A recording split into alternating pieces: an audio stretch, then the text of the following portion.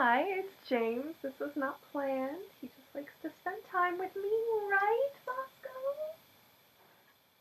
Bosco?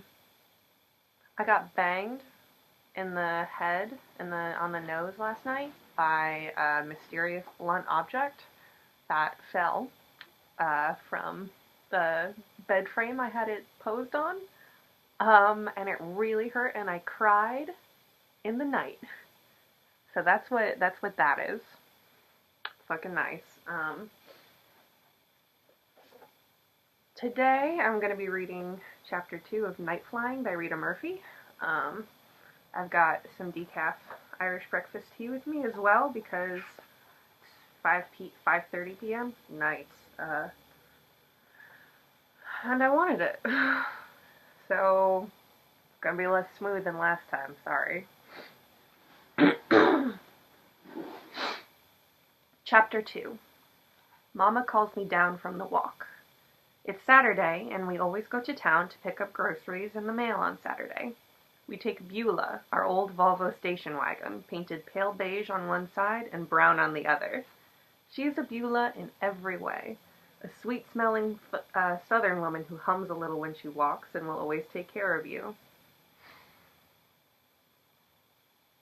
We have been caught in a couple of bad snowstorms with Beulah and have not once doubted she would get us through. She doesn't have four-wheel drive or anything fancy like that. She just has weight and composure. We parked outside the post office and I walk over to Wally's Market. Mama has no patience for shopping, so the job always falls to me. The first thing I do is read the bulletin board. A long white board nailed to the front of Wally's store full of tack holes and splashed with mud, waterlogged from being out in too many long winters. There are notices for foliage festivals and chicken pie suppers, apartments for rent in Hawthorne, yoga classes. These do not interest me. I am looking for a horse. For 4 years, I have been looking for a horse. Even though our house is constantly buzzing with the presence of my aunts and mama and grandmother, sometimes in all that buzzing, I start feeling lost, like I don't belong. I'm the odd woman out most of the time. Too young to share their secrets, too old to be their baby. A horse would be something just for me. I've been taking riding lessons ever since I was 7 years old at Barkley Stables, 3 miles from our house. It isn't a fancy stable like the ones over in Garrison, but they have some good horses. For the past 5 years, I've been riding an old chestnut gelding named Mick, with a good disposition and not many teeth. I take him out on easy trails and spend most of my time rubbing him down and giving him oats. He's sweet, but I'm ready for my own horse. Unfortunately, grandmother does not like horses and says that a girl my age should be doing other things with her time. I've asked and pleaded and begged, but to no avail. Once grandmother makes up her mind about something, there is no changing it. Grandmother has never had any experience with animals. She doesn't understand what it's like to care for a horse or ride on its back. It's different from flying. When I'm riding, I'm part of the horse. I love taking Mick out at sunset or in early spring when the trees are budding. I love the strength of his body beneath me and the feeling of freedom. Even though grandmother refuses to consider my requests, I haven't given up all hope. I still look at the board outside Wally's every Saturday and imagine. Today, there are 2 goats and a llama for sale. Maybe next week, I think, as I enter the store. When I was a little girl, I used to be afraid to go inside Wally's alone. The aisles are stacked to the ceiling with miscellaneous housewares and food items, and not one shelf looks stable enough to hold the weight upon it. I always worried that one of those shelves would collapse and bury me beneath a mound of groceries and I'd be lost under there forever. Now, I'm old enough to know that if a shelf does fall, someone will get me out. Eventually. Above me, fans hang precariously from wires on the ceiling, and everywhere there are the smells of hay and dog food and fish, though to my knowledge they do not sell fish at Wally's. Great. Everyone who works there is related in one way or another to Wally, who is now almost 100 years old and living in a nursing home in Nebraska. It was the only place that would accept him. He's as ornery as they come. I met Wally once when I was 8 years old. Bosco, stop! No. No. No, no, no, no! I bought this tiny backpack and he loves it. He thinks it's his toy. I'm sorry. No, no, no, no, no, no, no. No, no, no, no, no, no, no, no. No, no, no, no, no.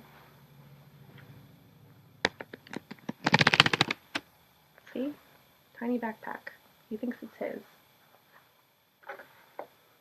Now what, bitch? Okay, I met Wally once when I was 8 years old. He was standing at the checkout arguing with a customer over the price of pork. He was a crooked little man with a thatch of white hair sprouting from his scalp like a cornstalk. He wore a pair of overalls 2 sizes too big over his long underwear. At the end of the argument, he cleared his throat and spit over his shoulder onto the floor a few inches from my feet, glared at me, and walked away. Wally's grandson, a shy man with a bushy gray beard, runs the store now, and I have never seen him spit. Wally's granddaughters operate all the cash registers. They are in their 60s. I've often thought it would be nice to work somewhere, get out from under the watchful eye of grandmother for a few hours after school each day, but I've never thought of trying to get a job at Wally's. There are too many great relatives waiting in the wings. The competition overwhelms me. I walk directly to the deli and back and order half a pound of baked ham and a quarter pound of Swiss cheese plus 2 hard rolls. Everyone in my family is a vegetarian. The Hansons gave up meat when great-grandmother Isadora came up with her diet for flyers. She believed meat weighed you down, cut your energy, and contributed to accidents. She suggested eating healthy, airy foods. Rice, beans, broccoli, anything that grows above the ground. Root vegetables are tolerated but not encouraged. My family thinks I am a vegetarian too. Oh no. And I do not tell them otherwise. They are too stubborn to argue with. I make 2 sandwiches right here in front of Mrs. Schroeder, who runs the deli and who is a distant cousin to Wally. She is a large, round woman with huge breasts and no waist to speak of. She smiles at me, and I take my sandwiches to the picnic tables out behind the store and eat them slowly. I will be 16 years old next Thursday, and I have never had a date. This is adorable. Somehow I believe it is because I have eaten so little red meat in my life. How is it possible for a growing girl to develop breasts on a diet of tofu and beans? Aunt Eva describes me as tall and thin and wispy. You are built exactly like a ballet dancer, she says with an envious sigh. But I don't want to be a ballet dancer. I want to be curvy, so if a boy grabs me one day, he'll have something to hold on to. If I eat 2 ham sandwiches every Saturday for the rest of my life, maybe I will grow firm and buxom. My breasts will fill out all my sweaters, and Eva will no longer sigh over my thin, wispy figure. After I finish eating, I wipe the crumbs off my face and go back inside. I fill the cart with soy milk, veggie burgers, and seaweed. I pull pale tofu and tempeh off the refrigerated shelf, throw in a couple of packages of malt balls, and smile to myself. I pick Mrs. Gunther's checkout aisle because she doesn't talk much and rarely looks at me funny like the other women at the store. We Hansons are a mystery in Hawthorne because we keep to ourselves, and some people are uncomfortable with mystery. But Mrs. Gunther only asks how school is, to which I can safely reply fine, and she is satisfied. Actually, school is not fine. It isn't terrible, but it isn't great either. It is difficult being the only flyer in a class of Earth dwellers. Some mornings I am so tired from a night of flying I can barely keep my eyes open. Mrs. Wrigley, the school nurse, is concerned about me. I have been sent to her twice this month for falling asleep at my desk. You know, dear, girls your age need extra sleep. Are you getting enough? What I'd like to tell her is, no, I'm not. I've been out all night practicing for my solo flight later this month, and I popped my right ear from the altitude. But, of course, I do not. I say, oh, don't worry about me, Mrs. Wrigley. I'll be just fine. I bring the groceries back to Beulah, walk to the post office, and glance inside. No mama. I look up Main Street to the cafe and back down to Wally's, but there is no sign of her. I turn toward the park and spot her blue sweater. She sits on a bench, her head barely clearing the top of it. Mama is the smallest woman I know. Her wrists are so tiny I could circle them with my fingers when I was 5 years old. Grandmother says that she has a delicate constitution because of the fever. Mama had rheumatic fever as a baby, and it weakened her heart so she didn't grow up well. I sneak up behind her. Her head is bent. She is reading. I tap her on the shoulder. "Oh, Georgia!" she jumps. "You scared me, honey." Quickly, she folds the letter she is reading into her purse. "What is that? A love letter?" I ask. She swats me with her hand. "No, of course not. How was shopping? Did you find everything?" I pull a malt ball out of my pocket and pop it in my mouth. nod. Any good mail? I ask, looking over her shoulder. Anything for me? She hands me a coupon booklet from Johnson Hardware and a flyer for a new weight loss program at the Unitarian Church. That's it? I ask. Mama smiles. That's it. Why? Were you expecting something in particular? No, just hoping, I say. I know girls my age receive letters from boys, but that's not really what I want. I'm waiting for something to happen to me. Something to come through the U.S. mail that will change my life forever. Mama stuffs a fat bundle of letters into her purse. The rest is for your grandmother. It is disgusting how much mail my grandmother receives every day. Letters from lawyers and bankers and real estate brokers, urgent official packages, and who knows what else. It is unjust that a young, potentially buxom young woman like myself gets flyers and coupons, and a 60-year-old woman in the middle of nowhere, Vermont, has enough letters to build a house with. I sigh. Maybe next Saturday there will be something for you, Mama offers in consolation. But I know next Saturday there will be another fat bundle addressed to Myra Cooney Franklin Hansen, as there has always been. On the way home, Mama is quiet. She lets me drive Beulah even though I don't have a learner's permit. She says any young woman who can fly of her own accord 2,000 feet above the earth can operate a station wagon going 30 miles an hour, which is the speed I must maintain for Mama's peace of mind. Saturday mornings are the only time Mama and I are alone together. Sometimes on the drive home, I get this odd sensation in my stomach. A lurching, hurried feeling like I know this is my one chance to really talk to Mama, get close to her, but I don't know how. Sometimes I'm not even sure if I want to. I think Mama feels it too, because she makes little comments about how much she enjoys this time, or wouldn't it be nice to go on a picnic together in the upper meadow like we used to when I was little. Once she reached over and put her hand over my hand, and I almost pulled it away. I can't explain it, really. I have this feeling that if I let myself get too close to her, I'll suffocate. I'll be like her, and even though I love her, I never want to be like her. What usually ends up happening is that we sit in silence or talk about small, unimportant things like what to have for dinner, or hasn't this been a short leaf season? When we arrive home, Mama helps me put away the groceries, then disappears upstairs and closes her bedroom door. Yikes, guys.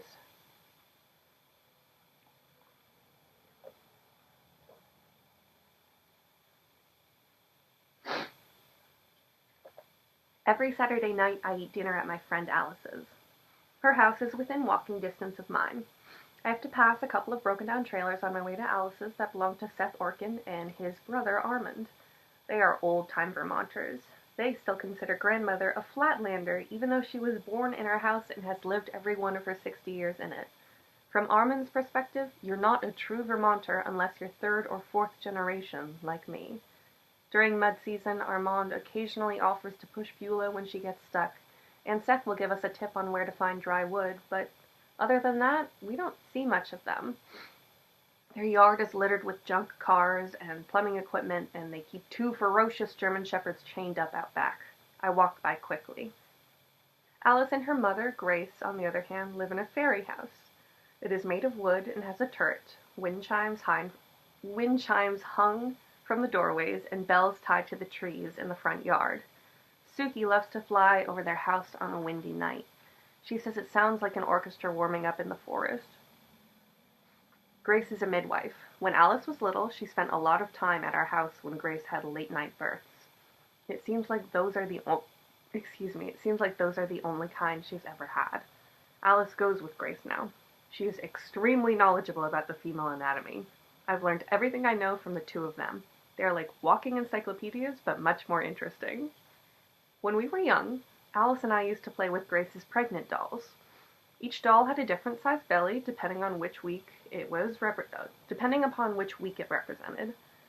Grace used these to show her ladies what to expect. Once we took Grace's hand-sewn uterus, a stuffed version of the real thing, to use as a house for our dolls. When Grace discovered that it was missing and we were the culprits, she carefully explained to us how it worked, how the baby fits inside and makes its way out what seemed like a very small opening. Then she returned it to the top of her bookshelf so we wouldn't spill orange juice on it. Uteruses are expensive, girls. This one alone cost $25. Alice says the only thing that makes Grace angry is not being able to find her uterus when a client is coming over for the first time. We never played with regular little girls' dolls like Barbie. Grace said those dolls make normal people feel bad, like Alice, because she's not skinny. Alice is very pretty, although people don't always think so when they first meet her because of her weight. Alice says when you're not built like a Barbie doll, people can't see past your flesh. They see you coming and they think, fat girl. She doesn't seem too troubled by it, though. All the women in her family are large. It's the way God made us, Alice says. At Alice's house, things are looser. I am free to speak as I like. When everyone else around you is talking about vulvas and vaginas, it makes it easier to express your feelings. I'm not sure why this is. Perhaps it's because they've already said the unmentionable. There is no subject off limits after that. There are no taboos here, no secrets to keep. Not like at my house. The funny thing is, if I told Alice and Grace that I occasionally fly over their house on a clear night, they wouldn't be surprised. Grace would probably say, "Why, Georgia, honey, I always knew you had hidden talents." Grace has seen most everything. She is not easily shocked. Of course, I can't tell them about the flying, though I wish I could. I wish there were just one person in the world I could be myself with. Grace is half Abenaki and half Irish. I'm really sorry. I'm going to have to look up how that word is pronounced. It's Abenaki. Half Abenaki and half Irish. Again, sorry. She is tall and broad-shouldered with strong hands, which have caught hundreds of babies. The walls of her kitchen and office are plastered with photos of little black or bald heads above wrinkled red faces. There must be more than 400 photographs by now. Besides being a midwife, Grace is a great cook. She makes all kinds of exotic dishes with meat in them. At first, I thought she made these especially for me once a week, but Alice told me she and Grace eat like this every night. Tonight we are having Moroccan chicken and couscous with brandied pears for dessert. Little fan-shaped carrots decorate the sides of the plate. I wish grandmother could taste how wonderful meat is and change her rules for once, but I'm glad I am the only one who is invited to come here. After dinner, Grace gives me a book of dreams and a new journal as an early birthday present. Alice and Grace have been writing down their dreams for years. They are always giving me articles and books on the subject. When I was 9 years old, I had a recurring dream about a wild black horse that ran around me in circles. It had gold bells tied to its mane, and the faster it ran, the louder the bells rang. I would chase that wild horse until my legs were about to collapse, and just when I got close enough to grab its reins, it would burst into flames and there would be nothing left but a small pile of black ashes on the ground in front of me. I don't know why, but I told Grace my dream, and she was excited I had remembered so many details. She had me write them all down on the back page of one of her seed catalogs and draw a picture of the horse, the flames, and the pile of ashes. Grace thought my dream was important. She thinks all dreams are important. Whenever you're confused or don't know what to do, Georgia, she tells me, just ask for a dream before you go to sleep and pay attention to whatever comes. I've been keeping track of my dreams ever since. Grace gives me a new journal every 6 months to encourage me. I tuck the book and journal inside my backpack, and we settle into the first of 3 games of Scrabble. Alice wins every game, and then Grace gets a call from one of her ladies, and I gather my things to leave. On the phone, Grace is telling Katie Byron to breathe and relax and make sure her mother is coming to pick up the other children. "You don't need to be worrying about John's sore throat now," Grace tells her. "Just focus on this baby." She hangs up. It's her 3rd, she explains to us, so she might go fast. Grace collects her things. We walk outside together. Bosco! He just wants attention, honestly. Can you, wait a little bit? No. Great. We walk outside together. It is chilly, the smell of wood smoke in the air, a few stars. Grace does not offer to drive me home because she knows I like to walk at night. She is convinced that, like her, I have native blood running through my veins. I love to see a young woman unafraid of the natural world, she tells me. Maybe it's native blood, or maybe it's just that I've been out in the night since I was a baby, but I love to walk home alone on Saturdays. I don't mind not seeing everything right away. If you give it a little time, your night vision takes over and things come into focus on their own. I take the path at the end of Grace's driveway that leads through the woods to the upper meadow of our property. The Hanson family cemetery is up there. An acre plot surrounded by dogwood trees, 5 gray stones sticking up from the ground like crooked teeth. Remembering the dead is an old family tradition going back to the first Hanson flyers. When great-grandmother Isadora bought this property in 1928,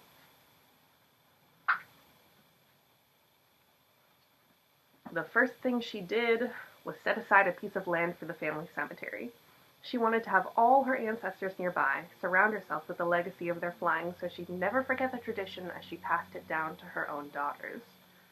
Isadora had stones engraved for her mother and grandmother, though Louisa is, and Gilda's bodies aren't here. Louisa asked to be buried at sea, and Gilda was lost on a flight over Labrador in 1953, so her bones could be anywhere.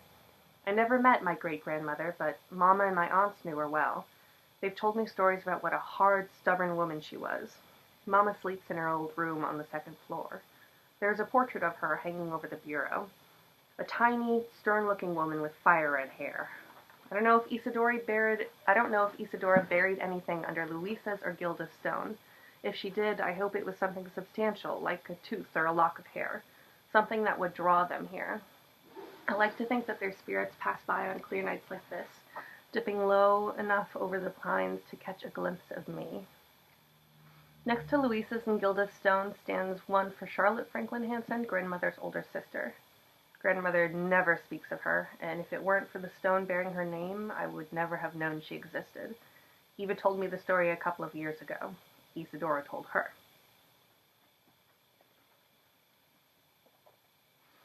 Charlotte was great-grandfather Harold's favorite child. He'd take her fishing down at the river or into town to buy licorice whips.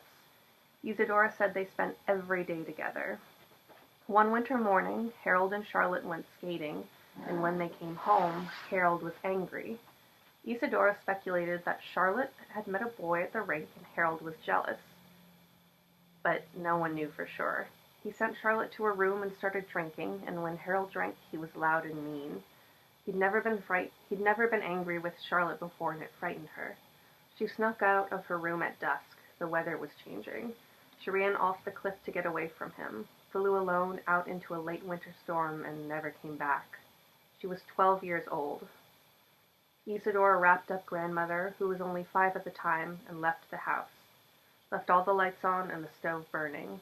She brought grandmother to a neighbor's and went out in search of her eldest daughter. She flew all night long, but never found her. Eva thinks Isadora buried Charlotte's baby hair beneath the stone, a bright red curl, but for some reason Isadora would never say. Engraved on Charlotte's stone are the words, "For the one who flew too high, dear Lord have mercy." Next to Charlotte lies Isadora, and then several feet away, set off on its own, stands Harold's stone. They are the only ones really here. I suppose grandmother and Mama and my aunts will be buried up here one day. There's plenty of room. Maybe I will be too. Though grandmother follows all other family traditions, this one she does not keep. She never comes here. The cemetery would be overgrown with weeds if I didn't visit once in a while and pull the tallest ones away from the stones. In summer I pick daisies for each grave. This time of year I clear away leaves.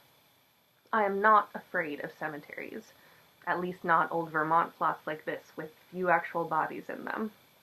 Sometimes when Eva won't go flying and Mom and Suki are busy, I come up here and hang out with my other relatives. They are good listeners. When I reach the house, the only lights on are one in Mama's room and grandmother's reading lamp. Everyone eats an early dinner on Saturday and then goes off to their own pursuits. As I walk past Mama's bedroom, I hear the voices of my aunts. They are all in there together. This is not unusual. My aunts often end up in Mama's room, strewn across the bed or camped out in sleeping bags on the floor. It is like a never-ending slumber party for them. I'm invited sometimes, but mostly I just let them do their sister thing without me. I can tell from Mama's tone of voice that whatever they are discussing in there tonight is not normal slumber party chat. It sounds serious.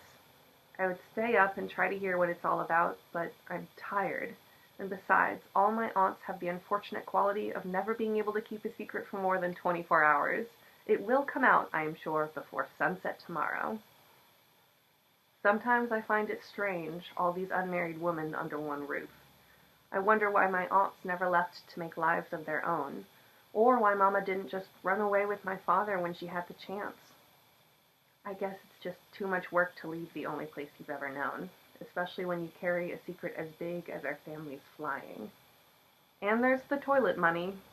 It must be hard to give that up, because that's what you'd be doing if you left. Toilet money only applies to permanent residents of the Hanson estate. Once you've left, even if you come back later, you have forfeited your claim. The rules are clear on that. I don't think I'll be able to stay, constrained by someone else's rules. I've already figured out what I'm going to do when I'm ready to leave. I'll invent my own gizmo. How hard can it be, anyway? I'll come up with an idea for floating underwear or edible pencils kids can chew on in school and not get lead poisoning. Something totally impractical that will drive grandmother crazy. I'll make millions and free us all from the bondage of the family legacy. That's chapter 2 of Night Flying by Rita Murphy. This video certainly got more interrupted than the last one, and it's a bit longer. I have no more comments. Bye.